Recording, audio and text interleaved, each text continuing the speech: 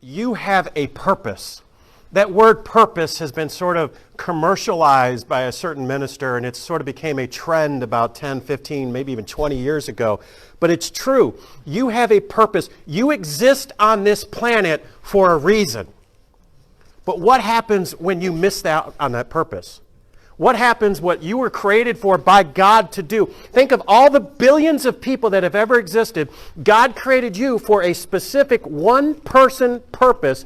What happens in your life when you miss out on that purpose? Well, last week, I was in the beautiful city of Pittsburgh with my brother-in-law, Rob, and fulfilled a lifelong dream and went and saw the Pittsburgh Steelers play at there, and they played the Lions and tied, of course, right?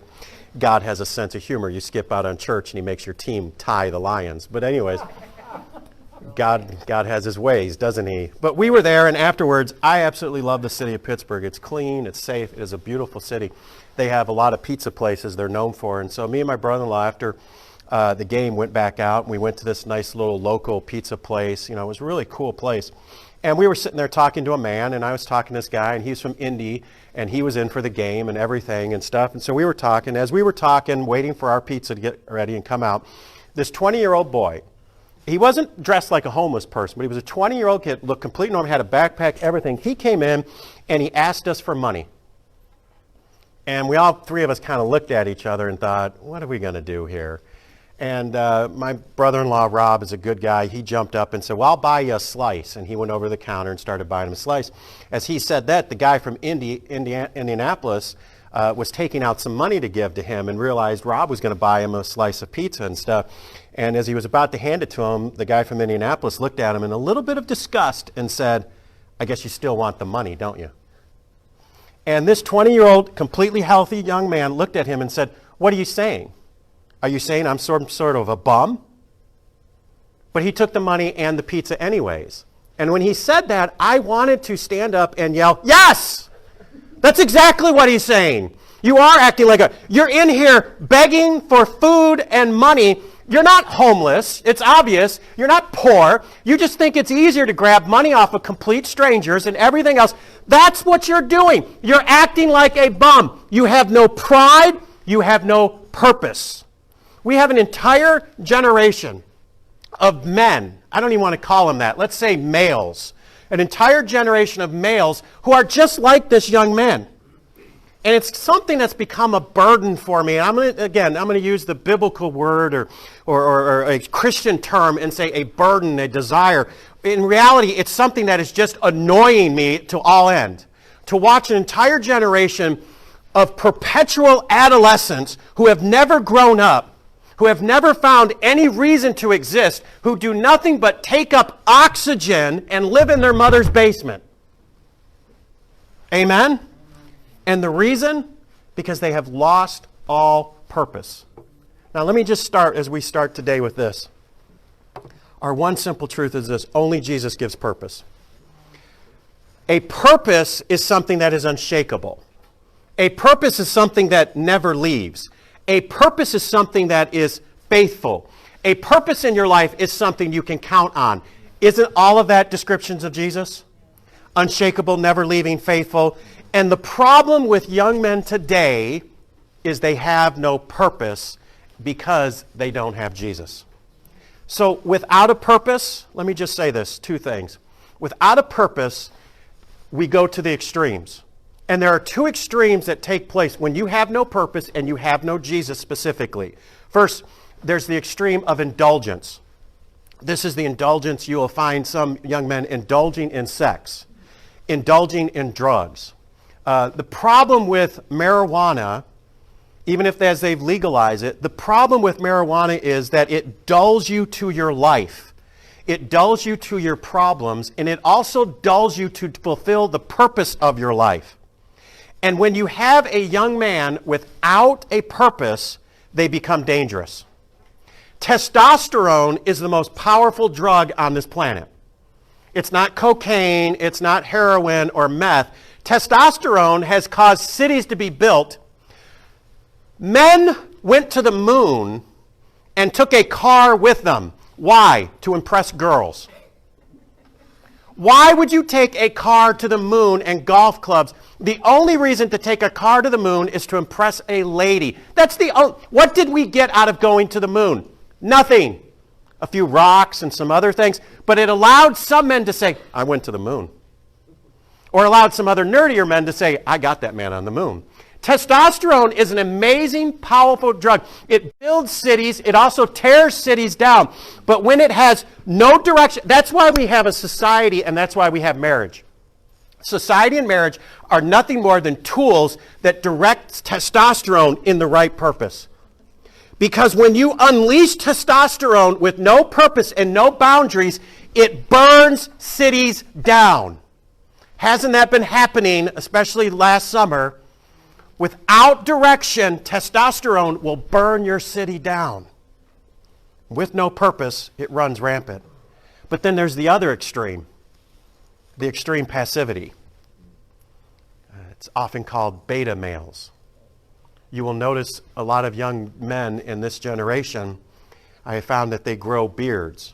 And they don't keep them well trimmed. They grow shabby, unkept beards. And I had a friend tell me, I said, why is it the most passive, weak men you find, these young millennials and Generation Z now, why do they always grow the baggy, shaggy beard? And one friend said to me, because it's the only thing they have to prove they're a male, that they can grow facial hair. And I thought that was pretty good. You have a generation of either extreme indulgence or passivity that needs mommy to take care of them. They can't defend themselves. They can't provide for themselves. If the power went out, they would die. Right? Can you think of that? Not long ago, 18-year-olds with a gun defeated Nazi Germany, defeated the Empire of Japan. And many of them at 16, I know some, lied so that they could go fight for their country. Now we have a generation that age 30, if the Wi-Fi goes down, they don't know what to do. If they can't play on Xbox, they have nothing. At work, I had to take this training class, and one of it was on social media, and it was pointless, as most things at work are. And they talked about creating what's coming next is a metaverse, a meta-universe, meaning a completely virtual universe where people will live in it, not in this world. The lady was literally describing that movie from the 90s, The Matrix, that you would have like a virtual reality thing and your world would be here, but you wouldn't really be in it. You'd be in your fake world. And as she's describing this, I mean, there's about 800-900 people. I said it too loud. I said, what a disaster. And some people looked back at me and I was like, whatever, I said it. What a horrible thing.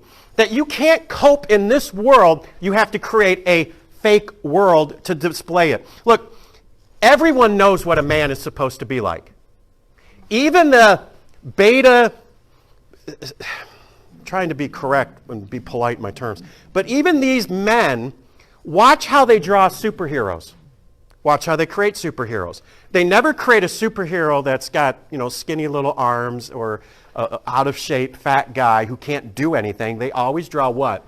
A strong, aggressive, muscular male. Because they know what a man is supposed to be when they see it. But with no purpose, we have a generation of extremes. And that's why cities are burning down. And that's why kids are being raised without dads.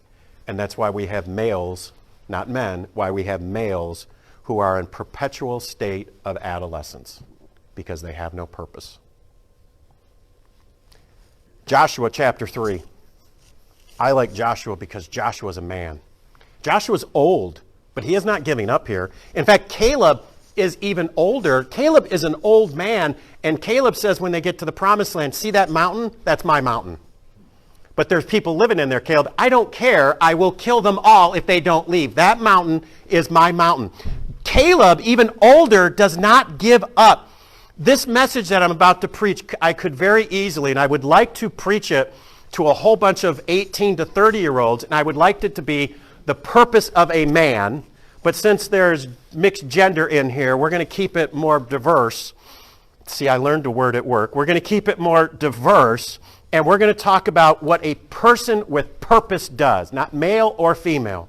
So if you're taking notes, the first thing a person with purpose does, acts. A person with purpose acts. Look at Joshua chapter 3 and verse 1. And Joshua rose up early in the morning. It's a good lesson right there, just first time out. It's a good lesson to meet with God in the morning. There's a guy, he's not a Christian, but I do watch him and I like a lot of things, and he's reaching a lot of millennial males called Dr. Jordan Peterson. And he wrote a book on 12 lessons you need to learn. It's a really good book. And his first lesson on this is when you get up, make your bed. And he's told this to an entire generation that wants to change the world. You cannot change the world until you can't take care of your own room. Don't try cleaning up the world. Don't try cleaning up the environment or global warming until you can clean up your own room. It's a good thing. Verse 1, and came to Jordan, he and all the children of Israel, and lodged there before they passed over. Okay, they are on the eastern side of the Jordan, and now they're going to go to the western side. Pretty simple. Even if you did not pass 7th grade geography, you know what I'm saying here. Verse 2, and it came to pass after 3 days that the officers went through the host. The officers is another fancy word of saying helpers. Can I just stop for a moment? Leaders need help, right? Leaders find helpers and people to help them.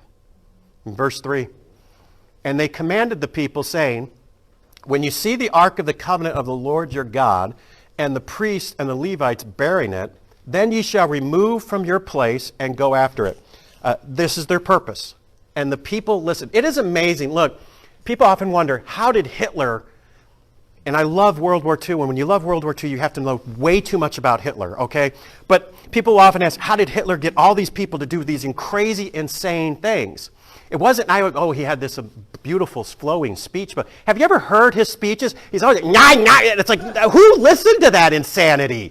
Oh, he's some silver-tongued devil. No, he sounds like somebody took a cat and threw it into a fan.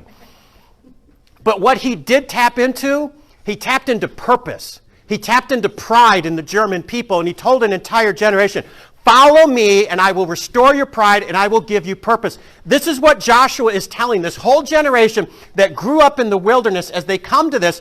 Listen to me, and we're going to do great things. I think this generation is waiting for somebody to basically stand up and say, listen, and let's do something great. Verse 4, yet there shall be a space between you and it, and 2,000 cubits, basically 2,000 yards between you and it. Come not near it, that ye may know the way which ye must go. I like that he sets up some things are sacred, some things are special. For ye have not passed this way, therefore. This generation, think about it, this generation did not cross the Red Sea. They were born in wilderness. That generation that crossed the Red Sea has died. This is all new for them. Now, they heard the stories. You cannot tell me. Look, every one of us has had grandparents that tell us stories, especially grandfathers who tell stories that you listen to and go, that, and maybe grandma will come back later and say, Grandpa's lying. That never happened, right? Or the fishing story, it was this big and then it turns into a whale or something that they were doing.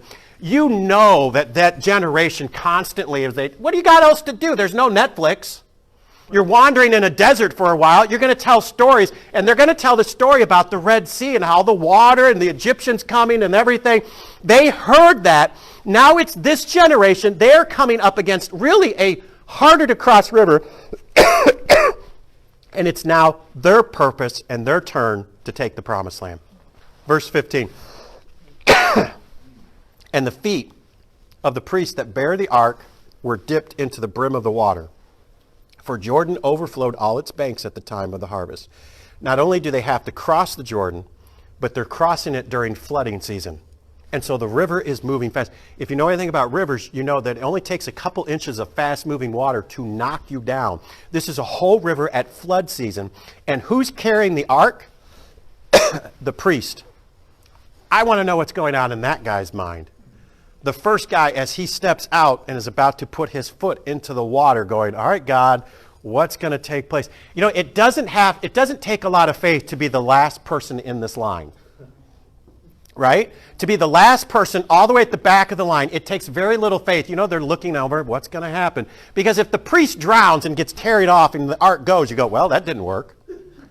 What took a lot of faith is to be the first two dudes carrying the heavy ark and putting your foot out there for the very first time and seeing what's going to happen and what God is going to do. Verse 16, what happens? And the people passed over right against Jericho. And the priests that bear the ark of the covenant of the Lord stood firm on what type of ground? Anyone?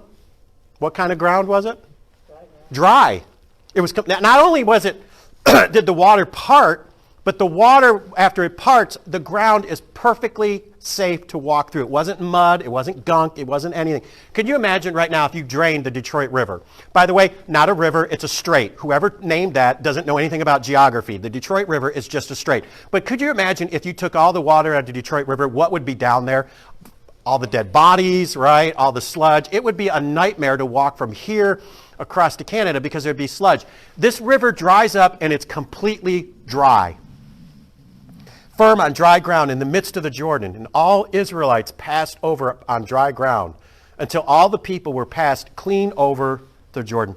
If you're taking notes, I want to show you three differences between the Jordan River and the Red Sea crossing. Three differences.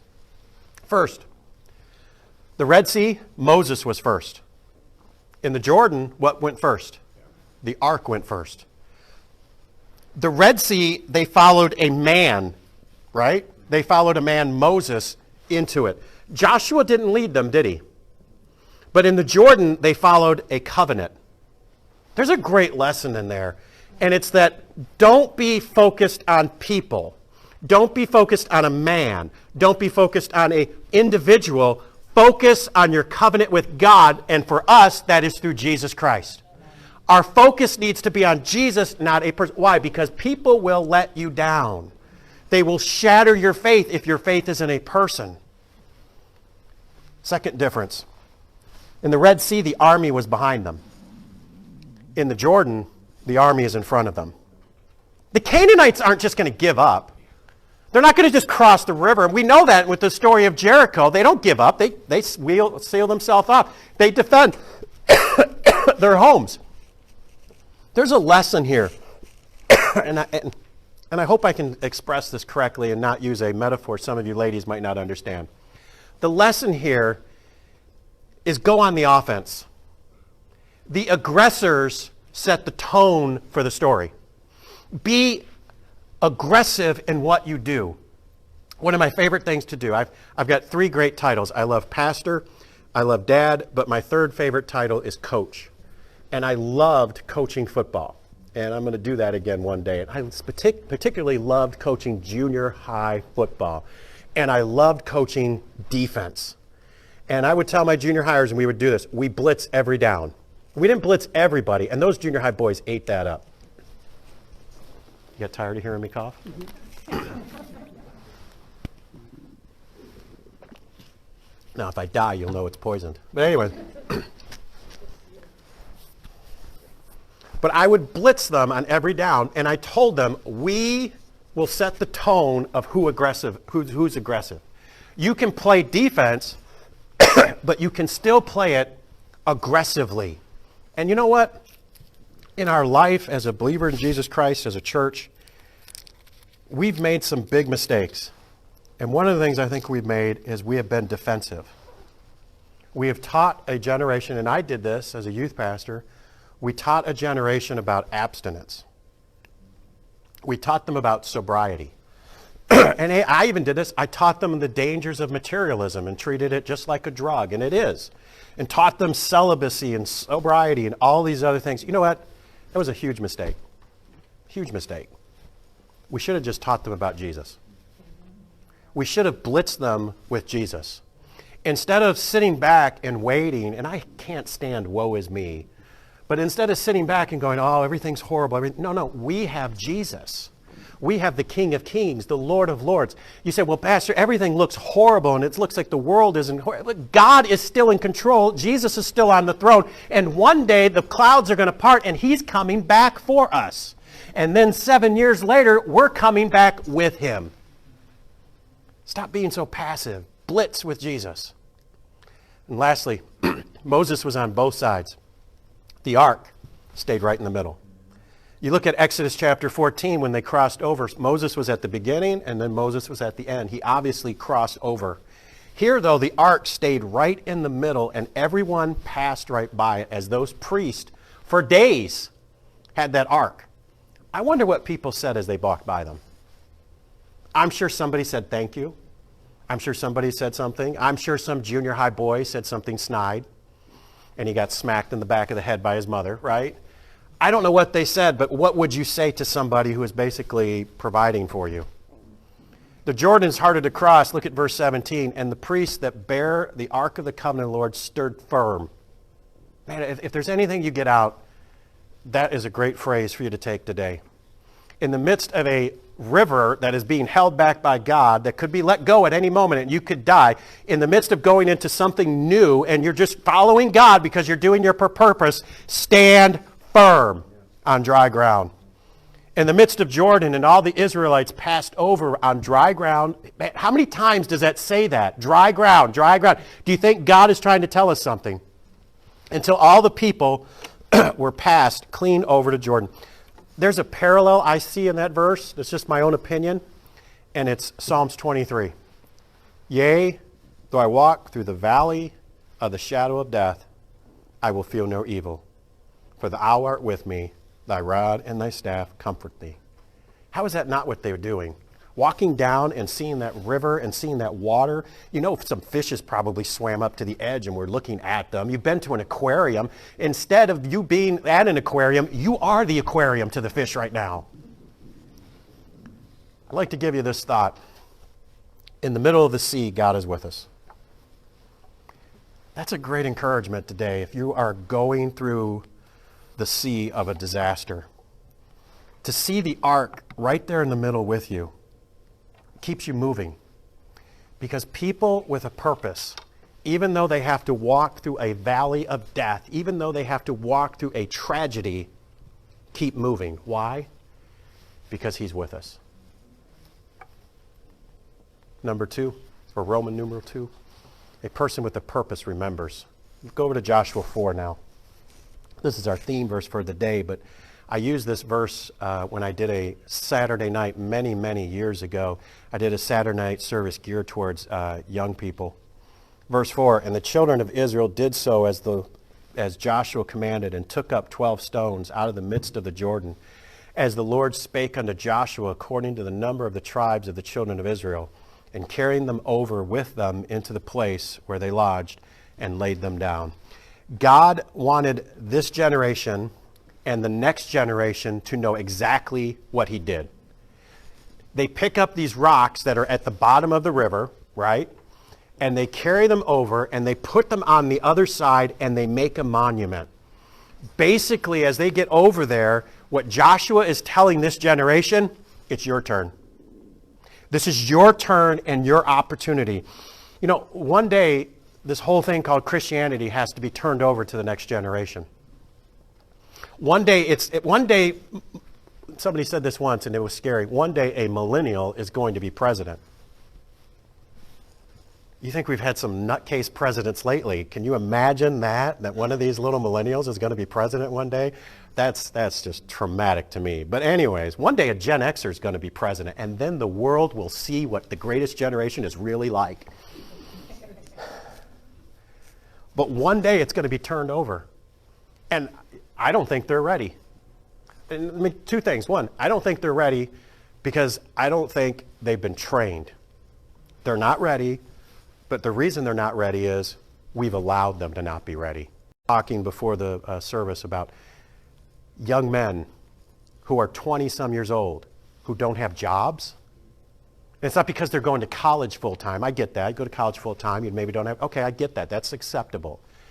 But they don't have a job. They don't join the service. They don't even have a license. I turned 16, and when I turned 16, I was banging on the door of the Secretary of State because a license told me I was a man. It was independence. Now, Bruce and Pat Sheridan might have said, you're not taking the car, but at least I had a piece of paper from the state to look at my dad and say, I'm a man! No. And then he would look back at me and say, you don't pay for anything. But I don't know if this next generation's ready to take the baton. And I think the people who need to share some of the blame is us. Listen, stop spoon feeding our kids. When I see kids, I'm talking about people who are supposed to be adults. Grow up if you're watching this. Move out of your mom's basement for crying out loud. Do something with your life. Cut the stupid beard off. You don't look like Santa Claus. You look like one of his deranged elves. Act like a man.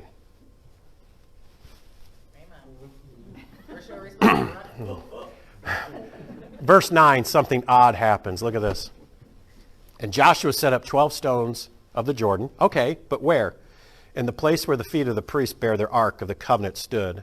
Right in the middle of the river. And stood there, and they were there to this day, meaning at the time Joshua wrote this. Not only does he put rocks on the other side, but he puts up this little monument where the priests stood, and the water overtook them, and eventually probably knocked them away. Why would Joshua do that? Many people see this as Jesus' death. It's kind of like baptism. That's one idea, and I'm not sure. I just sort of think it's Joshua's sort of symbolic way of saying we're burying the past. All that 40 years of wandering in the wilderness, all that nonsense, it stays there. They crossed their Red Sea, fine, and that generation dropped the ball when it came to the Jordan. We got here, we crossed over, and we're burying the past, and we're leaving it where it was. It's our turn now. This is where we go. Let me just throw this at you.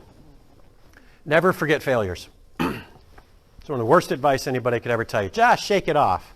Don't shake it off. You did something stupid. The best way to learn moving forward is to realize you did something dumb. You made a mistake. Why did it blow up in your face? Either figuratively or really. Why did this happen? Because you did something you shouldn't do. And you can't learn from that mistake until you what? Stop doing it, right? The definition of insanity, doing the same thing over and over again, expecting a different result. You think this is going to change it? It didn't work in the past. Why do you think it's going to work in the future? Never forget your failures, but always follow Jesus. Because there's something that takes place in that. In order to change your future, you have to acknowledge your past. But the problem is, with most people, if you don't have Jesus, you're just going to dwell on the negative. You're going to dwell on all that stuff. But what does Jesus do when you acknowledge your mistakes? What does he do as you follow him? He forgives you. And that's the completion of mistakes. You either do one or two things. You ignore it and just move on and keep making the same stupid mistake. Or you live in the past and constantly dwell on all the problems and everything you do.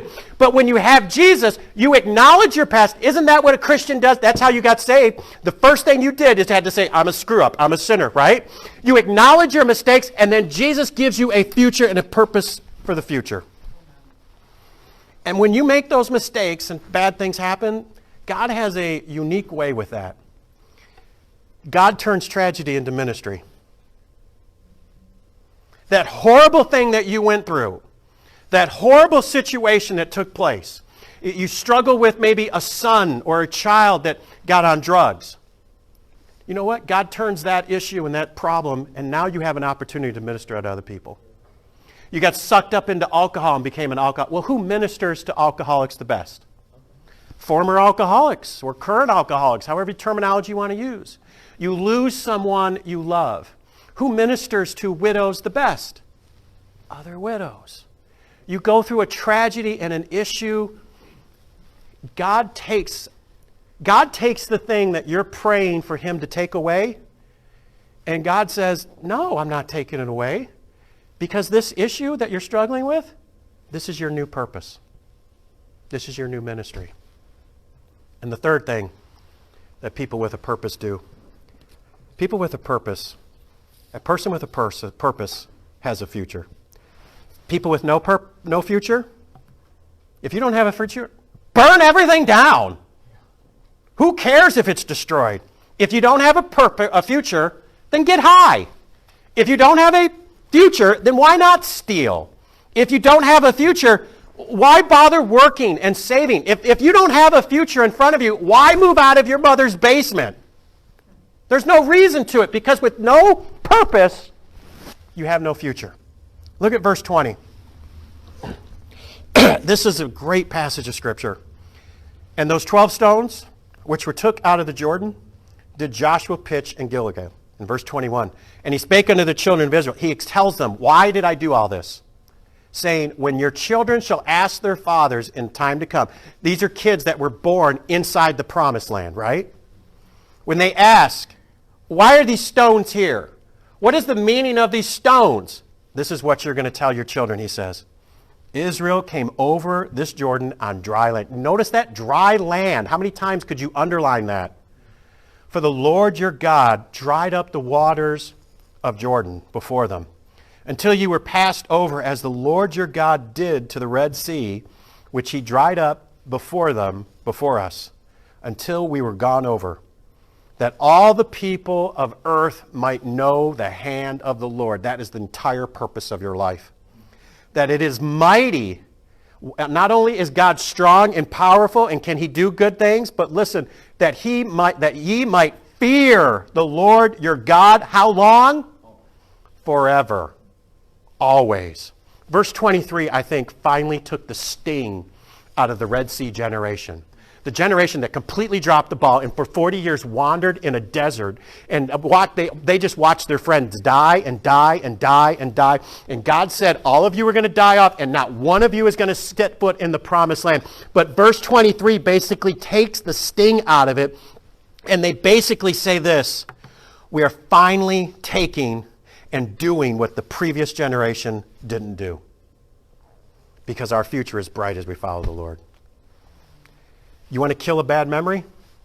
You want to kill a bad moment, right? Stuck in a moment and you can't get out of it? I think that's a song. You want to kill it? The best way to kill it is to have a bright future.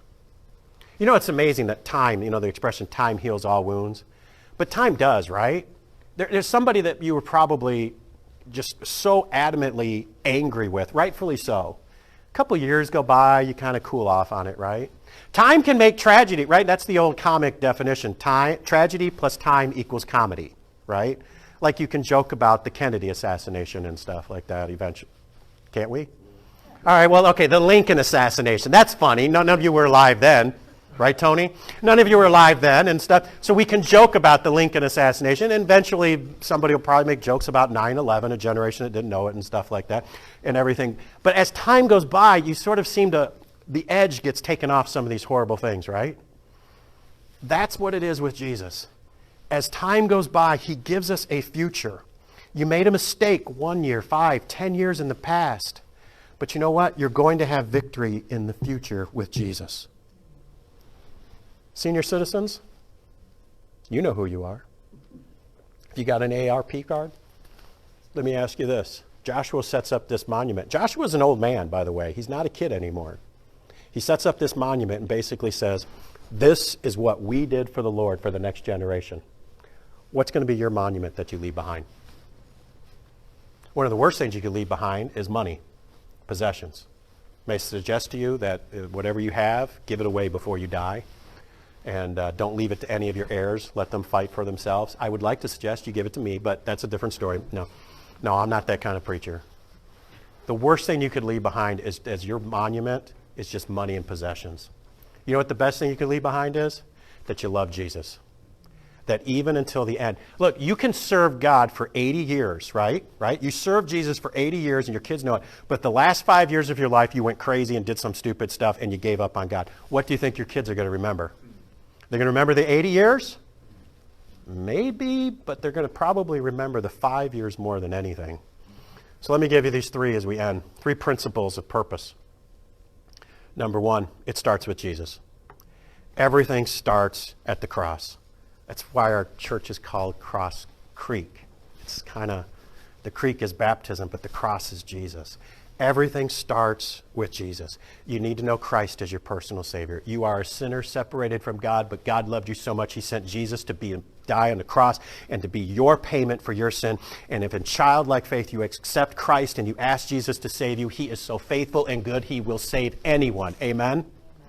But after that, it starts to surrendering to Jesus. Just start surrendering more of your life to Him. Not to a man, not to a church, not to a country. This is a very difficult thing, and I don't know if I would have been able to say this 20, 30 years ago. But I want you to understand something. I am a Christian before I am an American. I hate saying that. It feels so contrary to how I was raised, to love my country and to love Jesus. But listen, America will not always be here. But my God and my Jesus will never leave me. Number 2, purpose is confirmed in struggles. Nothing is going to stop me from preaching. And I just want to tell you something personal for a moment here. Right about now. Right about now, 11 years ago, I stood up in front of a church I loved, almost 400 people, and I stepped down. And I stopped being their pastor not because of a decision or action I made, but a decision or action that someone else made. And I had a decision to make. Is this my purpose in life? Is this what I'm supposed to do? And 11 years later, I'm still preaching. Because this is the purpose God put me on this planet to do. Whether it's a handful of people or whether it's over... I love that church. I still love it. It's completely destroyed. It doesn't really exist. The building's there, but that church is gone. And I thought about that church almost every day for the last 11 years. Had a chance to go back and really heal, and it was a nice moment this summer. But I'm going to tell you something. Tragedy will confirm God's purpose. Because basically what it tells you is this. What's going to stop you? What's going to keep you from moving forward? Look, no one shows up for Cross Creek. It doesn't matter. I'm still going to preach. I'll get the janitor in. He needs to know Jesus. Doesn't matter. My purpose is not determined and does not change simply because of tragedy in my life. Number 3, it ends at Jesus' feet. Your purpose will end at Jesus' feet. Your purpose ends when one day you will close your eyes and you will breathe your last breath, and the next thing you will see is Jesus' face, and like everyone who comes in contact with Jesus, like the scripture says, your knee will bow, you will hit the ground, and you will proclaim He is Lord. That's your purpose for all eternity. I'm not a big singer, having grown up in church, having been forced to sing and sing the hymns and everything else. So sometimes I don't like to sing, and sometimes I push back on it. But I'm going to say to somebody, if you don't like to sing about Jesus, you're going to be miserable in heaven. Because that is what we are going to do in heaven, is praise Him and focus on Him. Sometimes people will ask me and say, well, what do you think my relative, do you think they're noticing what's going on earth? No, your relative that passed away is not focused on you. They are focused on Jesus. It's kind of a nice, comforting thing that somebody you love that might have been has passed away 10, 15, 20, 30, even 50 years ago, in reality, when you get to heaven, they're going to feel like, oh, you were here the entire time, because you've gone to a good movie. You've seen something that has taken your attention. And what? Time flies, doesn't it? When you read something or a good book or see a good movie or a show, time flies. Can you imagine being in front of the show Jesus? There's nothing on Netflix that good. So I want to close with something. I had this question lately. A gentleman asked me something and said, are you willing to sacrifice your entire future for your 16-year-old daughter? And I politely told him, I said, you need to understand something. I would burn this building down with you in it for my 16-year-old daughter. And not only would I do that, I would charge a burning building for my 16-year-old girl because she is literally probably my most favorite person on the planet. You have a purpose. God created you for a purpose. These young men need to know this. What is going to keep you from that purpose? You know who the bravest people I think are? Volunteer firemen. Because not only do they face all the dangers and the problems that firemen have to face, charging a building that's on fire is not natural. But they do it and they don't get paid. If I'm going to do that, at least you could pay me. I would do anything if my kids were trapped inside a burning building. I would charge that building. I would get everything that I would get them out. Now, am I going to take the cat out? Good luck. They can get out on their own. But nothing is going to stop me to get my kids out of that. That is our purpose. This world is on fire. And the answer is Jesus.